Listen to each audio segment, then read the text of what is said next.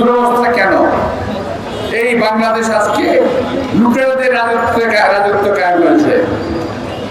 বাইরে আগে শুনতাম বর্গীরা দেশে আসতো, লুট করে চলে যেত।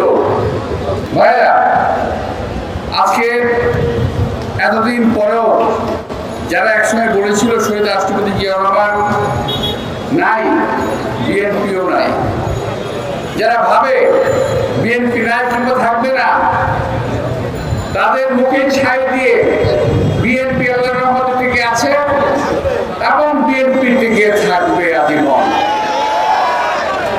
বিএনপি মানুষের মনের মগজে টিকে আছে, টিকে থাকবে এবং ইনশাআল্লাহ এই দেশকে সকল রকম বালা মুসিবত বিপদ থেকে রক্ষা করবে।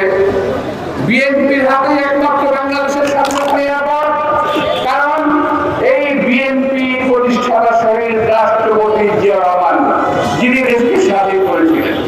সুতরাং এই একমাত্র বিএনপি একটা দল যার হাতে দেশের স্বাধীনতা সার্বভৌমত্ব নিরাপদ, অন্য কোনো দলের হাতে স্বাধীনতা সার্বভৌমত্ব নিরাপদ নয়। প্রিয় ভাইরা, আমি আবার আপনাদের শুভেচ্ছা জানিয়ে